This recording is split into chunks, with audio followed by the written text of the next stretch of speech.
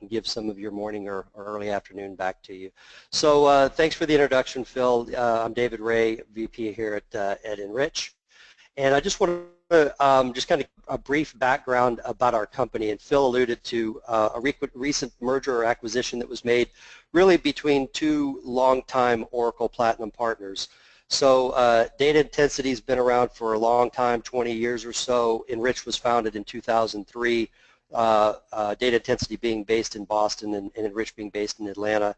And really the idea there was to create very strong synergies within the Oracle ecosystem. Again, Data Intensity, I'll go through and speak a couple of words about their long-time capabilities as well as Enrich's. For now, let me introduce Enrich, because really within the Oracle ecosystem and also within the Data Intensity family of companies, Enrich has really emerged as a leader within the procurement domain, and specifically within Oracle. So as we like to say, we're all Oracle all the time, simultaneously manage strategic relationships with other technology vendors. So when you combine the long-time experience within the Oracle ecosystem from a systems integration perspective, along with the procurement domain expertise that we have, it really created fantastic synergies between the two companies. So specific to Enrich, we're well over 500 people now. I think that number's probably a little bit light, but our real focus is obviously we do Oracle implementations, solutions consulting, and provide procurement services in order to make companies successful. But our specializations from Oracle, if you're familiar with the process of gaining specializations through Oracle, is within business intelligence, financials, and supply chain, obviously with procurement being a function or a sub-function of the supply chain management discipline. And that's really where we focus most of our energies. Now, we do a lot of work within BI and financials as well, but over the past 4 or 5 years have really emerged with a really concentrated focus within procurement. So just a couple of words about our new parent company, our new partner, if you will, the Data Intensity Enrich merger. So Data Intensity has been a long time Oracle partner along the lines of professional services, solutions consulting, remote database management, application managed services, and hosting. So that's been their primary focus over the past 20 years or so. And you can see some very impressive statistics here. So 450 plus customers using Data Intensity, 720, over 725 implementations, 5,000 ERP upgrades, so huge numbers. 15,000 databases. I mentioned remote database support as a core competency of Data Intensity. So you can see some very long, deep expertise within that area from Data Intensity.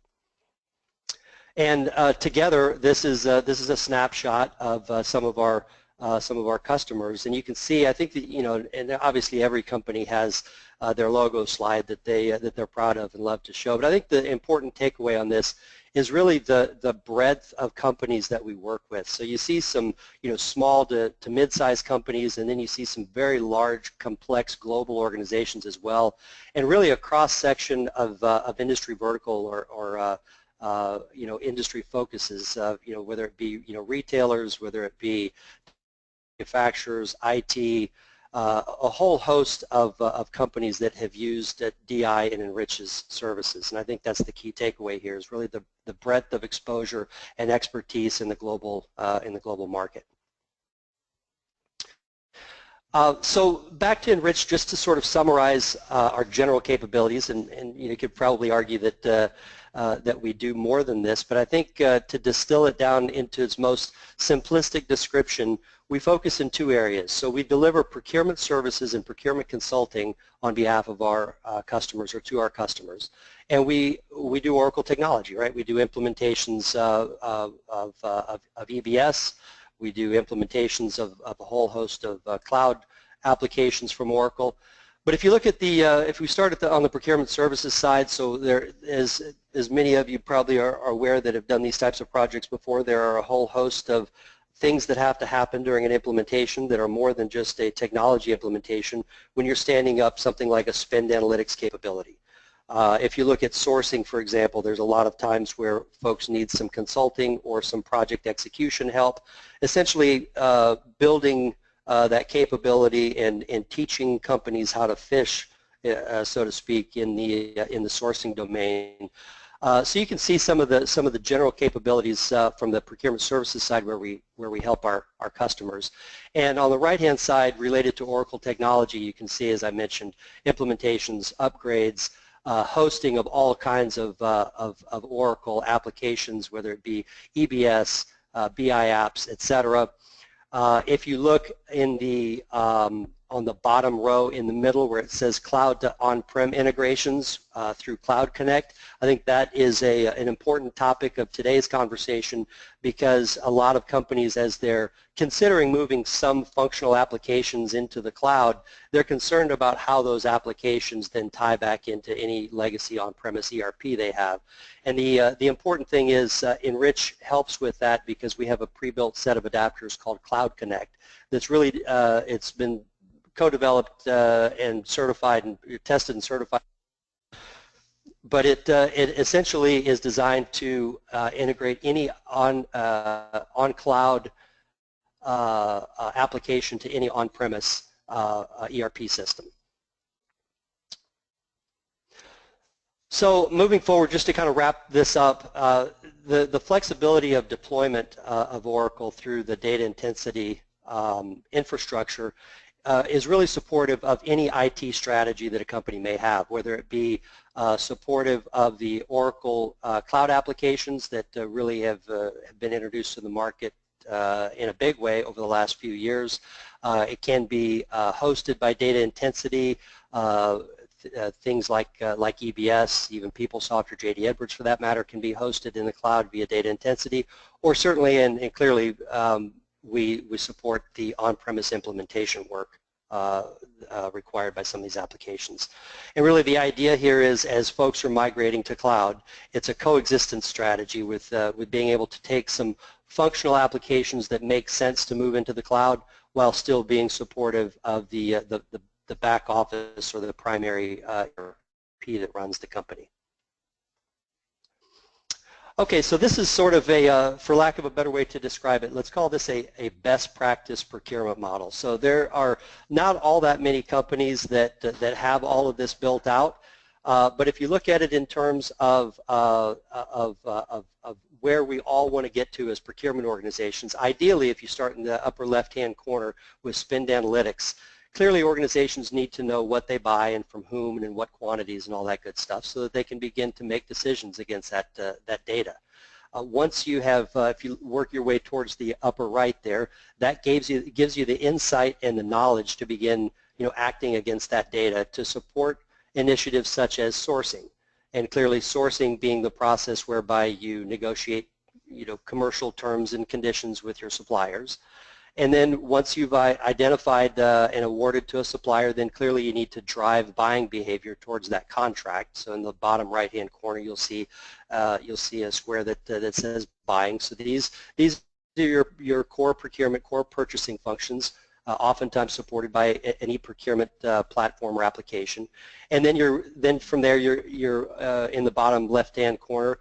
In the spirit of continuous improvement, you're going to want to manage your suppliers, manage their performance, their KPIs, manage their supplier information, the discipline around supplier lifecycle management of being able to collect and score against supplier attributes and make sure that you've got all the requisite certifications and things like that on file for your suppliers.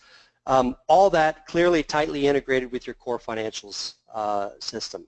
And so this is, again, this is kind of where we all as a procurement organization ultimately want to get, with not that many companies globally really having adopted the entire process. I mean, clearly there are some larger companies that have been doing this a while, but that's ultimately where we want to get to. So again, this slide here depicts similar information but in a different way.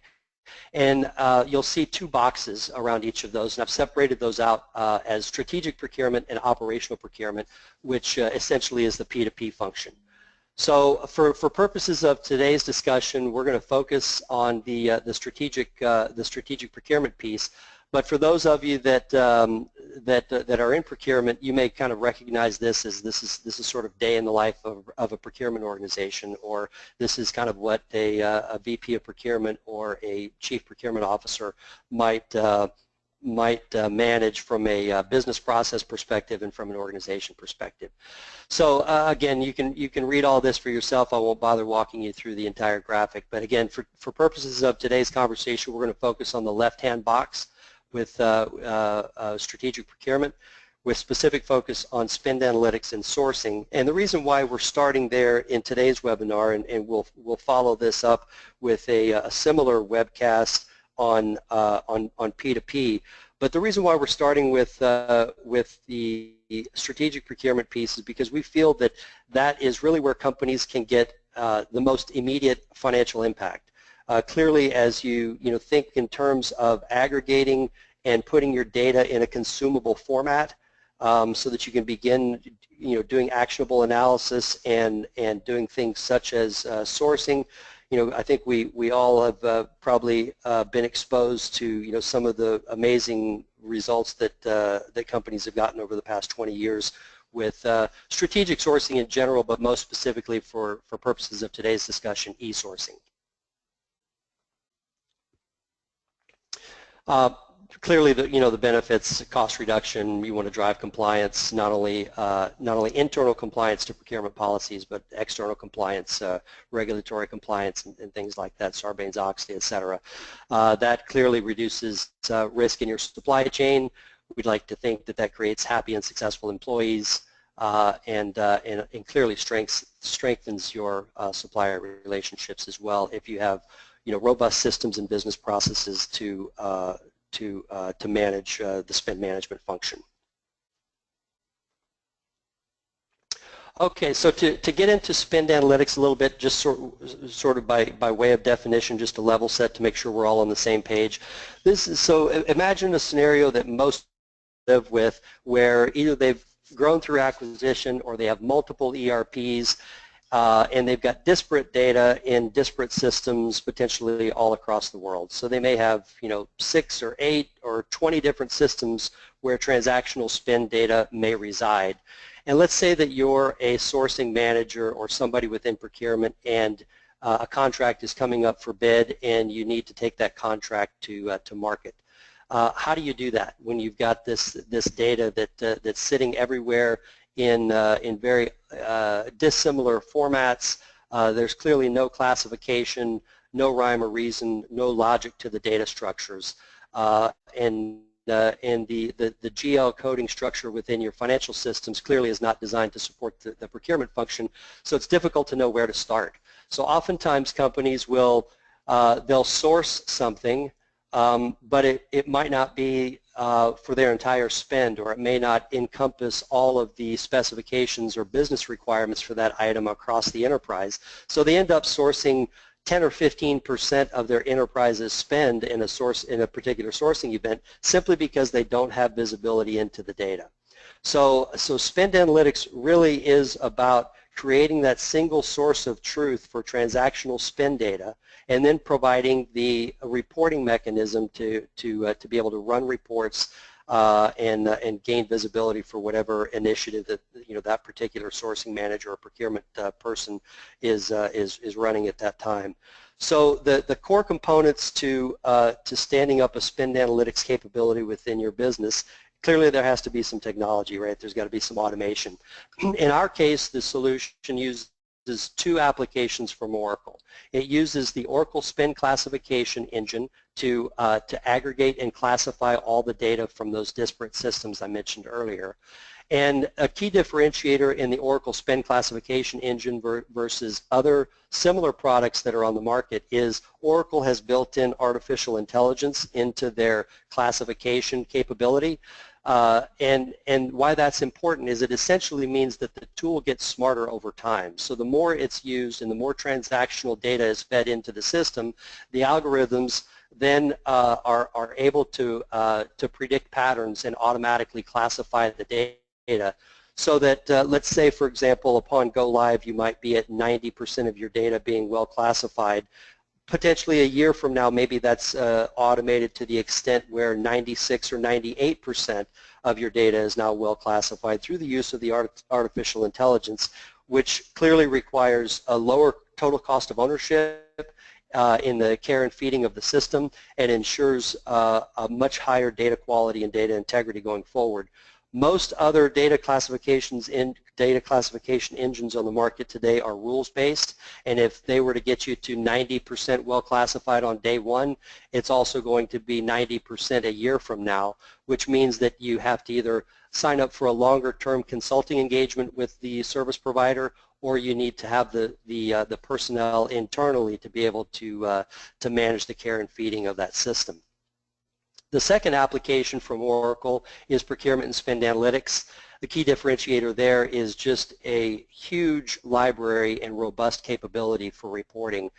They have over 350 possible out-of-the-box reports, with the ability also to generate ad hoc reports if needed. But I really haven't seen an example where Oracle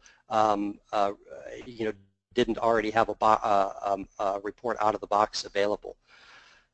Some of the things that have to happen during an implementation of this type of spend analytics capability, it can either be hosted or certainly can be implemented on-premise. There are use cases and business reasons that drive both of those scenarios, and either one is available. You have to build a customized taxonomy. In other words, a spend tree or a data structure that makes sense to the business. You do things such as rationalizing the business names, the supplier names, and the nomenclature. I think somebody told me recently that they had 47 different ways that IBM was represented in their various transactional systems. So clearly you can't do a search on 47 different ways to name IBM. So you need to do that supplier and that nomenclature rationalization or normalization. You also need to create parent-child relationships. Again, if you think in terms of sourcing, then you clearly want to go to the parent company with the leverage of the spend that you're spending with them on an annual basis. We build an ETL to bring the data from the disparate systems into that single source of truth, as I mentioned, and then we help create reports and dashboards, etc.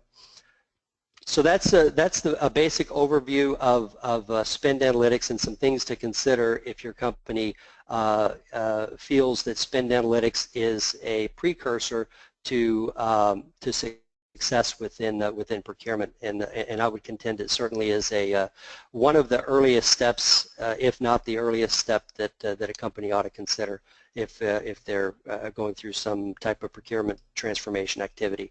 This is just an example of what a taxonomy might look like. Again, it all begins with an industry standard coding structure called UNSPSC that has 55 or 56,000 different codes to it, and so we really take that as the starting point, but then work with the business users to create a spend tree or a taxonomy structure that makes sense for the business. So once we have visibility into our spending patterns, how does that generate real results? I mean, visibility is one thing, but then what do you do with that newfound knowledge in order to drive results to the organization? We would contend that there are 4 primary levers that a company can take advantage of in order to drive savings and operational improvements within their company. Volume leverage, price normalization, contract compliance, and building a sourcing pipeline are going to be our 4 areas of focus. And you'll see here, that these savings averages come from studies done by independent consulting firms, but obviously it's intuitive, right? If you leverage the volume across the enterprise and then go to the market to negotiate, clearly in most cases you're going to get a better deal, right? So that's fairly intuitive, but again, the visibility into your spending patterns and the ability to have that single source of truth affords you the opportunity to gain that leverage. A second second area or lever that a company can pull to drive incremental savings is really what I would consider low-hanging fruit, and it's an area that a lot of people don't think of. It doesn't require sourcing. It doesn't require changing suppliers. It's essentially normalizing the pricing that either a particular supplier is charging your organization across the board. So oftentimes you'll see the same supplier for the same good or service charging a lot of different prices for that good or service. So so that's one area of savings, is to rationalize that or to normalize that back into whatever your contracted pricing is. And spend analytics clearly would give you visibility into the disparity there. But also you can gain visibility into the same item that you're buying being provided by different suppliers at different prices. So again, think of this in terms of low-hanging fruit, right? So you do the spend analytics, you run a report, and you see that the same item or the same supplier is being charged a different price. Well, why is that? You should have a contracted rate, and the supplier should adhere to that contracted rate. So a tremendous, very simple way to save a lot of money just through price normalization. You also clearly can run reports, for example, to see if business divisions or individuals within your organization are buying off of contract. Again, once you've negotiated a great deal and you have those parameters within a contract, now you need to drive buying behavior towards that contract, and you want to drive compliance to your internal procurement policies to ensure that the company is reaping the benefits of the good deal that you just did in your sourcing initiative. And so again, being able to gain visibility into contract compliance and who's buying at what rates and from whom is a core is a key tenet of the value driven through this type of solution. And then ultimately to establish a sourcing pipeline, right? I mean, as I mentioned earlier, once you know what you're buying and from whom, you can begin to strategically source either contracts that are up for expiration or just things that the company needs to buy. And it's well documented. You'll see at the bottom there average savings of 5 to 25%. It's well documented expectation that since e-sourcing has been around since the late 1990s, since then literally hundreds of companies have sourced trillions of dollars worth of goods and services through this business process and through tools such as Oracle Sourcing, and on average have saved 18%. I mean, I've seen savings results much higher than 25, but it's a fair assumption to say that depending on the category and the timing of that particular sourcing initiative, somewhere between 5 and 25% savings versus your historical pricing or what you paid for that contract or that item last time is a very reasonable expectation. So you can see, very impactful, very meaningful way to move the needle for your company's bottom line. Okay, just to quickly get into sourcing, I think most folks are familiar with what sourcing is, and it doesn't need to be that complicated. It's simply, as I mentioned earlier, the process whereby you negotiate terms and conditions with your suppliers. And it can be, a sourcing strategy can be as simple as picking up the phone and getting a couple of bids. It can be sending out an email to a couple of suppliers that you're aware of and getting bids. It can be issuing an RFP. It can even be conducting a reverse auction. And the Oracle Sourcing application has the ability to support any type of RFX as well as reverse auctions. And reverse auctions are an interesting concept for those of you that may or may not be familiar with it.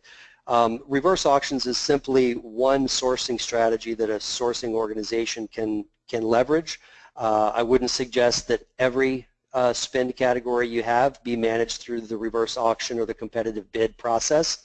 But if you do the due diligence and the qualification up front and you make sure that that it's an appropriate sourcing strategy, reverse auctions certainly generate the highest amount of savings simply because of the transparency that's created in that process. And you've got pre-qualified suppliers that have been invited to participate in an online event. These normally take 30 minutes, and it can be quite frantic. If you've invited 10 suppliers to participate in your auction, you may end up getting 300 or 400 bids in a 30-minute period. So you can see that dynamic could never be replicated in the manual world. And so it's that dynamic of having suppliers. They don't see each other's prices generally. Usually they see their position in the market. And the dynamic and the transparency created through that competitive bid process is really what ultimately drives savings to the buying organization. And I know a lot of folks have concerns that through that process all they're doing is simply beating up their suppliers for pricing, and they want to maybe be more collaborative with their supply base. I would contend that there is also upside to the suppliers to participate in this type of process, because maybe they have the opportunity to gain more of your business. If they did $1 million with you last year, maybe now they're bidding on the opportunity to get $5 or $10 million worth of your business, because again, you're trying to aggregate and consolidate volume where possible. So there is upside to the suppliers. And also, we don't know the condition of their business. What if they have excess inventory that they're happy to get rid of at a smaller margin? So we can't simply say that it's only beating up your suppliers for lower prices. Clearly, that's from the buying organization's perspective the end goal here. But the truth is, the buyers don't have to submit an unprofitable bid either. So they know what their cost inputs are and what their negotiation range is before they log in on bid day, and so they are completely at will to make their own business decisions. So what are some of the sourcing benefits, and why would you consider introducing e-sourcing as part of your sourcing strategy? Well, as I mentioned, to deliver dramatic cost savings, clearly, and as I mentioned, 18% is a widely recognized industry average. Reduces sourcing cycle time. Again, there's been independent studies that estimate about a 40% reduction in cycle time in the sourcing process, manual versus the automated fashion through an e-sourcing platform such as Oracle Sourcing. It gives you the ability to award faster at the end. So if you guys have ever done a manual RFP and you've gotten 6 or 8 or 10 RFP responses back that are 20, 30, 40 pages each, and every respondent has their own perspective on things, it's very difficult to go through that and figure out exactly what the offer is. So the automation of the award process is a tremendous benefit here. Obviously, as I mentioned, things like SOX compliance. Many companies have to adhere to SOX compliance related to financial transactions, and certainly procurement falls within that. Creates that policy compliance and audit trail for your business. Reduces supply chain risk. It upskills your procurement team and modernize processes. I mean, the truth is this is not new, but a lot of companies still don't do it. And so, to upskill your procurement team to more of a best-in-class or world-class procurement organization could be an organizational goal around introducing strategic sourcing or e-sourcing. And then ultimately to improve your category market expertise and hold your suppliers accountable for their performance and quality of the goods or services they're providing. So what is it that Enrich can offer you related to sourcing in particular? So this is this slide here is a snapshot of what we offer our clients. Consider this, and this is not the this is not the only way this can be constructed, but this is basically a fixed scope offering that we have introduced to customers many times in the industry, and it works quite well because A, it gets you up and running in 30 days, and B, it's extremely cost effective. So what are some of the things that we do? So on the left-hand side, you'll see related to the technology implementation itself. So clearly we set up and configure the applications. The sourcing application. We configure the various sourcing strategies to support the RFIs, RFPs, e-auctions. If you're interested in that as a sourcing strategy, We set up all the approval workflows, set up the user definitions, we onboard all your buyers, do the normal testing as you would for any type of a technology implementation project like this, and literally 30 days to go live.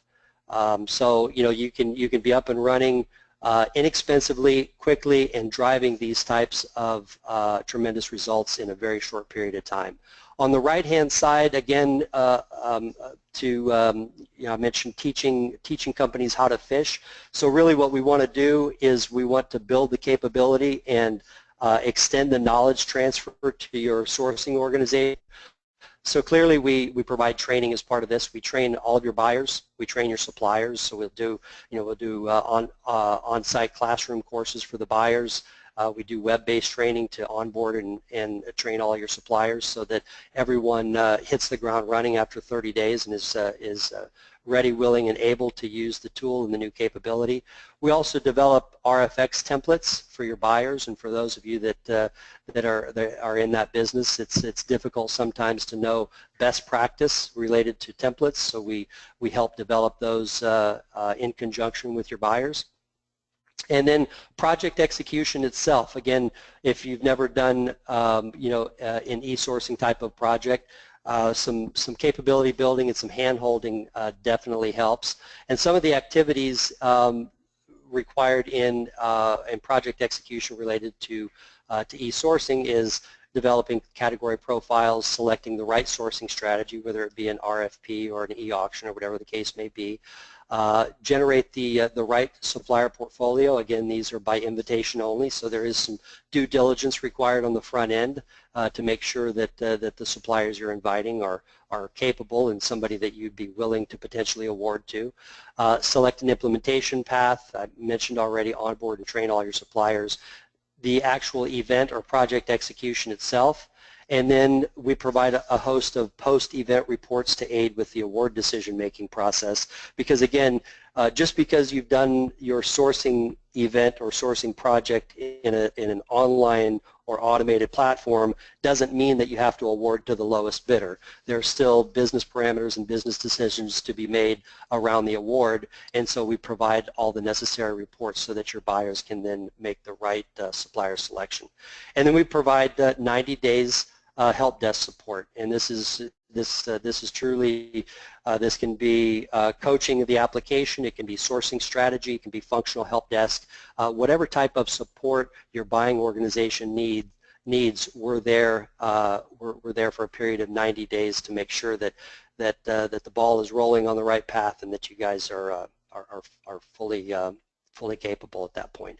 And then we're basically done. I mean, this is not this is not a case where you need to have us on a long-term consulting engagement. Granted, as I showed earlier in the presentation, we do have services if needed, but those are not required to move forward. Again, the idea here is to teach you how to fish and to become self-sufficient and to build a repeatable and scalable process and capability within your organization. Okay, so to wrap up, we have a program, if you will, where we are guaranteeing ROI to customers. And basically what that means is, I'll just kind of briefly go through what's included in this offer. So the Oracle Cloud Sourcing License subscription is included. In other words, we write the check to Oracle for the licenses. We also do our implementation that I went through on the previous slide, full implementation, full training, and project execution, so an unlimited number of supported and managed e-sourcing projects up until you've reached your contractual obligation to enrich. And so what that means is, let's say that all of this costs $100,000. For the licenses and the implementation and all of our services. You don't pay us until we've saved you at least $100,000. And at which time we get you to break even, then you begin, you pay us out of a percentage of the savings. But the bottom line is you don't pay for any of it until you've reached break even against the total contract value. So it truly is a guaranteed ROI offer. And I don't know that there's a stronger offer out there in the market. I've been doing this a long time. I've never seen anything similar to it. But if you don't believe in the process, I would encourage you to give it a try, because there's no downside. We've essentially de-risked the offer for you, because again, you don't pay us until you're in the black, or at least to break even. So so I think it's an extremely compelling offer that we're introducing to the market. A couple of case studies. Nature's Bounty, NBTY, based in Long Island. Those of you may be familiar. They are I think they call themselves a healthy lifestyles company or something like that. But you may be familiar with some of their brands in the grocery markets, vitamin brands, etc. But they were in the same situation a couple of years back, and they stood up the spend analytics and the sourcing solution. We deployed it all in 8 weeks. Their very first project, which was the outer coating for gel caps, for vitamin gel caps, saved them $1.8 million in their very first project. They saved $17 million through spend analytics and sourcing in their first year. And in the first 2.5 years post-go live, they saved well over $40 million. So you can see this is an extremely impactful process for you to consider. A second case study is a company based in Houston, Texas, called NCI Building Systems. Similar situation. They were an Oracle shop. They had Oracle ERP backbone using EBS. I think they were on 11i at that time, if I remember correctly. But again, they had grown acquisition, had spending data all over the place, and needed to create that single source of truth so that they could begin making business decisions. So we stood up spend analytics for them. We had it up and running in 7 weeks. We did some of the prerequisites that I mentioned earlier to help them develop a custom taxonomy, classify all their historical spend data, and we also implemented the Oracle Cloud sourcing module for them. Some of the results you can see on the right-hand side. We actually classified over 4 million line items of their transactional spend data. We classified that to the procurement taxonomy that we helped them build, and we literally normalized, deduplicated, and classified thousands of suppliers for them as part of that initiative. And their very first sourcing project as a result of that was for fasteners. Again, if you think in terms of of building large commercial metal buildings, think of all the fasteners, nuts, bolts, screws, etc. And that very first sourcing project resulted in $4 million in annual savings. They actually ended up signing a 3-year contract, and that $4 million only represents the savings in year 1. So you can see, once again, just tremendously impactful, very, very short time to value, and I would contend there's probably nothing else in your business that you can do, maybe with the exception of reorging and laying off a bunch of people, which I don't think anybody really wants to do. But I would contend that there's probably nothing else you can do within your business to be more impactful than gaining visibility into your enterprise spending patterns, and then creating actionable processes on the back end that drive savings and compliance. Phil, I think that's about it. So I believe we can probably open it up for questions. For those of you going to Open World, that's next week. If you're not familiar, that's Oracle's largest global conference of the year. I think you get up elbows with 50 or 60,000 friends, so that's always fun. But if you're at Open World, we'll be there as well. We'll have a booth there, booth number 425 in the Oracle Cloud Platform and Infrastructure Showcase. We'd love to talk to you either at the booth. We also have a meeting room around the corner at the Park 55 Hotel, where we're scheduling meetings with folks if you'd like to learn more or just talk generally about your business and your objectives for the coming year. Thank you, David. And we are coming up on the hour, but we did have some questions come in that I have sorted through. So David, I'll go ahead and read through a few of those for you. Could you bring the Q&A back up? So David, our first question was, you had mentioned gaining visibility into spend as the initial step toward procurement improvement. Why can't I just start with sourcing and skip the analytics? You definitely can, and I've seen many companies do that. Right? It's really a function, I guess, of if you wanted to just run some sourcing projects. There's no doubt you can do that. Those would be what I would consider kind of the low-hanging fruit. So things that are just really obvious, right? So you may not need to do all the data aggregation and cleansing and reporting and all that stuff for things that are very obvious to you. So I think it's a valid point. You could certainly, most companies could probably argue the point that they have 3 to 5 or however many sourcing categories available today that they have enough perfect data about to be able to go ahead and execute against. I think that spend analytics, however, is really about building a sustainable, repeatable process and capability. And so while I agree with the framing of the question that why can't I just get some of these quick wins and quick hits now?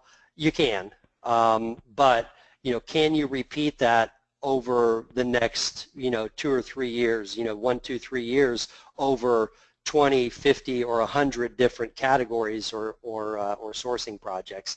You do at some point have to get visibility into enterprise spending patterns to really adopt this business process in a holistic manner. But yeah, I agree.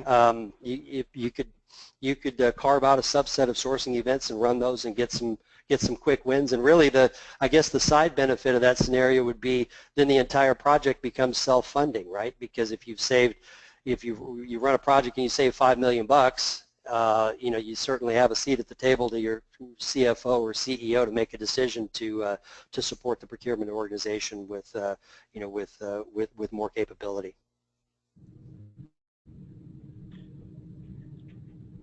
Great, thank you, David. And our next question, I don't understand how using Oracle sourcing creates more savings than my current bid or RFP process. Yeah, I hear that one a lot. And I get it. I see where people are coming from in that. And I suppose it really comes down to do you have an appetite to run electronic auctions and create that competitive bidding environment for your suppliers? The truth is, I suppose, if you're running RFPs today in Excel, and then you begin just running RFPs on a software platform, is there incremental savings to be had there? And maybe not, right? It's the same process, similar document. You have some of the other benefits, like I mentioned. You've got a repeatable process. You've got templates that were used previously. You're building the compliance and audit trail that I mentioned. So there are some benefits to adding automation to the process, even if you don't use reverse auctions.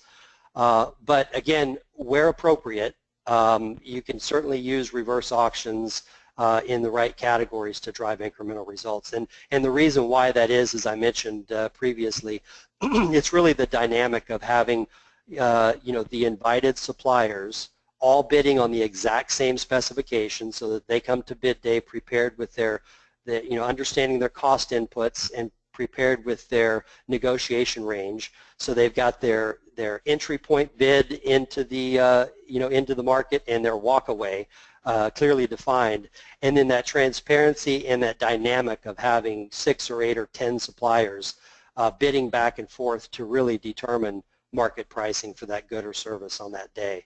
And it's that transparency and that dynamic that really drives the incremental savings. So you can't get that through an RFP process. And again, if you pick the right categories, you're still going to have strategic relationships, and there are going to be many of your suppliers that are it's just simply not appropriate to put them through a competitive bid. But the truth is, does your user community really care where their staples come from? Or and IT may argue with this, but as long as a Dell or an HP or IBM can provide the laptop according to the company specification and company requirements. Do you really care what the brand is? So laptops and computer peripherals oftentimes are a category where we'll see folks, take those into a competitive bid process, such as an e-auction. And the bottom line is it's proven. It drives tremendous and unprecedented results from a sourcing standpoint. Here's another one. We're currently running EBS 12.1.3. How difficult is it to integrate the Oracle Cloud procurement modules back into that if we need to? Okay. Well, so a couple of things. One of the nice things about sourcing is the sourcing application fully can stand alone. So are there use cases for integrating the sourcing module? Yes, there are. But they're few and far between, and it's really not necessary, at least not necessary to get started. However, if there was a business reason that sourcing needed to be integrated with the ERP for some reason, I touched on this briefly in my introductory comments. We've developed a pre-configured set of adapters called Cloud Connect that very easily and inexpensively is designed to integrate any Oracle Cloud application to any on-premise ERP. And so, again, we're not having to reinvent the wheel each time and do an expensive integration that has to be, tested and managed and paid for. Frankly, they oftentimes are very expensive. This is an easy, quick, and inexpensive way to do that integration. I would say if you were doing something more along the P2P lines, then you would more likely need something like Cloud Connect to integrate the to integrate the procurement platform back into payables. But at this point, since we're really talking spend analytics and sourcing, it's very rare that that there's a business reason or a use case for doing that integration. I think we have time for one last question, and I believe this was a good one to kind of wrap up on. Do we have to buy Oracle Cloud to do spend analytics? No, you do not. They're two separate business functions, so they both fall within the strategic procurement domain only because think of them more as a planning tool or a planning business process, a strategic process, as opposed to a transactional process like core purchasing. But no, there is no requirement. In fact, a lot of times we'll see people phase them one way or the other, where they will start analytics again to gain that visibility and then begin doing sourcing afterwards, or they'll have a stand-up sourcing quickly, in 30 days and getting some of those short-term benefits, and then revert back and go, through building an enterprise spend analytics capability. But there is no prerequisite from Oracle that says if you buy one, you must buy the other. Okay. David, I really appreciate your time today, and I appreciate everyone who joined the call today. If there are any other questions, we encourage you to reach out to us. As David mentioned, you can reach out to us at info@dataintensity.com. Definitely be sure to check out the website. Our contact detail will be there as well. And if you're going to be at Oracle Open World, we'd love to see you. So that will conclude today's call. Thank you, everybody. Thank you, everyone. Have a good rest of your day. Bye-bye.